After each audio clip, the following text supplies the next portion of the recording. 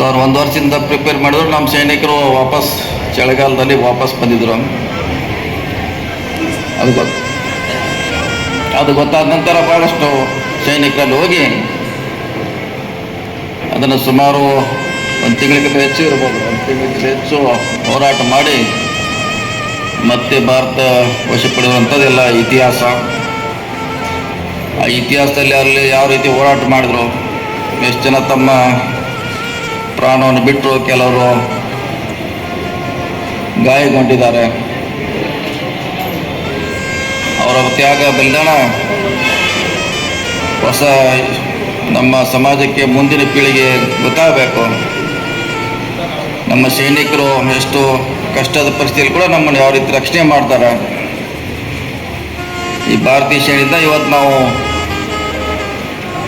ಆರಾಮಾಗಿದ್ದು, ಯಾಕಂದರೆ ಅವರು ದೇಶ ಕಡೆ ಕಾಯ್ತಾರೆ. ಅವರಲ್ಲಿ ತಮ್ಮ ಇಡೀ ಜೀವನ ತ್ಯಾಗ ಮಾಡಿ ನಮ್ಮನ್ನು ರಕ್ಷಣೆ ಮಾಡ್ತಾರೆ.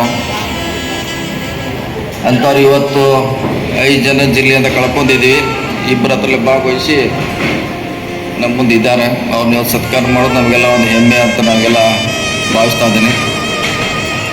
ಅವ್ರ ಬಗ್ಗೆ ನಮ್ಮ ಸದಾ ಪ್ರೀತಿ ಗೌರವ ಇರಲಿ. ಹಾಗೆ ಯಾವುದೇ ಸಂದರ್ಭದಲ್ಲಿ ದೇಶ ಕಾಯಲಿಕ್ಕೆ ಸದಾ ಮುಂಚೆನಿರುವಂಥ ಒಂದು ಸೈನಿಕರು.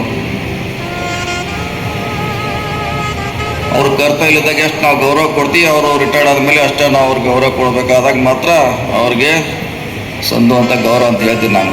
ಅವ್ರು ಬಂದ ಮೇಲೆ 10 ವರ್ಷ 20-30 ವರ್ಷ ಸಾಕಷ್ಟು ಅನುಭವವನ್ನು ಪಡೆದಿರ್ತಾರೆ. ಅವ್ರು ಇಲ್ಲಿ ಸರ್ಕಾರಗಳು ಅವ್ರ ಸಮಾಜಗಳು ಅವ್ರನ್ನ ಬಳಸ್ಕೋಬೇಕು. ನಾವು ಸಮಾಜ ಸುಧಾರಣೆಗೆ, ಇನ್ನಿತರ ಅಭಿವೃದ್ಧಿಗೆ. ಸುಮಾರು 30 ವರ್ಷ ಅವರಿಗೆ ಟ್ರೈನಿಂಗ್ ಕೊಟ್ಟಿರ್ತಾರೆ ಸರ್. ಲಕ್ಷಾಂತರ ರೂಪಾಯಿ ಅವ್ರ ಮೇಲೆ ಖರ್ಚು ಮಾಡ್ತೀವಿ ಸರ್ಕಾರ. ಅದನ್ನು ನಾವು ಉಪಯೋಗ ಮಾಡ್ಕೊಂಡ್ರೆ ಬಹುಶಃ ಇನ್ನೂ ಹೆಚ್ಚು ನಾವು ಪ್ರಗತಿಯನ್ನು ತಗೋಬೋದು. ಯಾಕಂದರೆ ಅವರಲ್ಲಿ ಸಾಕಷ್ಟು ಟೆಕ್ನಾಲಜಿ, ಬ್ರಿಡ್ಜ್ ಕಟ್ಟುವಂಥ ಟೆಕ್ನಾಲಜಿ ಇದೆ. ಲಡಾಖ್ನಲ್ಲಿ ಹೊಸ ಹೊಸ ಮಾದರಿ ಬ್ರಿಡ್ಜ್ ಕಟ್ತಾರೆ. ಭಾಳಷ್ಟು ಕಠಿಣ ವಲಯದಲ್ಲಿ ರಸ್ತೆಗಳನ್ನು ಮಾಡ್ತಾರೆ. ಸೊ ಅದೆಲ್ಲ ಅವ್ರಿಗೆ ಭಾಳಷ್ಟು ಅನುಭವ ಇರುತ್ತೆ. ಅದನ್ನೆಲ್ಲ ನಾವು ಪಡಿಬೇಕು.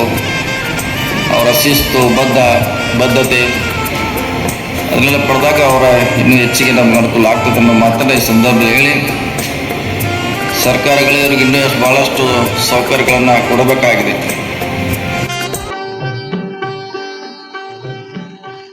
24 MLB चैनल को लाइक कीजिए, सब्सक्राइब कीजिए और बेल बटन को प्रेस कीजिए। Thank you.